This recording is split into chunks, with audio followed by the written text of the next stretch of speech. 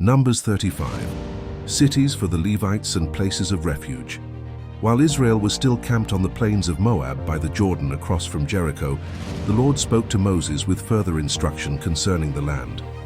The Lord said that when the Israelites entered the land, they were to give towns to the Levites from the inheritance of the other tribes. Along with the towns, pasture land was to be given for the Levites' livestock, their possessions, and all their animals. The towns were to be surrounded by pasture land, measured outward from the town walls, so that the Levites would have places to live and space to sustain their households. In total, the Israelites were to give the Levites 48 towns, including 6 cities of refuge. Daftorm, the cities of refuge. The Lord appointed 6 cities as cities of refuge, places where a person who caused the death of another unintentionally could flee. 3 of these cities were to be located east of the Jordan, and 3 west of the Jordan, within the land of Canaan. These cities were for Mar the Israelites, the foreigner living among them, anyone who needed protection.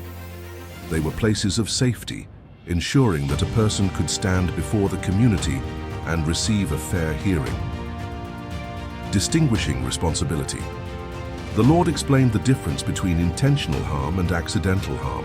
If someone acted deliberately, responsibility rested with that person.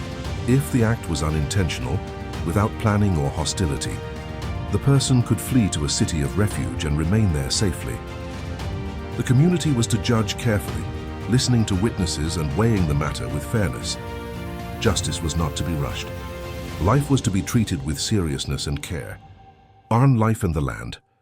The Lord said that life was sacred and that the land itself must not be polluted. Each matter was to be handled according to truth and testimony, so that justice would be upheld and peace preserved among the people. Those who found refuge were to remain in the city until the death of the high priest. After that, they could return to their own land. This system balanced justice and mercy, responsibility and protection. Down the meaning of Numbers 35. Numbers 35 shows that God cares deeply about both justice and compassion. The Levites were placed throughout the land so that worship, teaching, and guidance would be close to every tribe. The cities of refuge ensured that fairness would prevail, even in moments of great difficulty.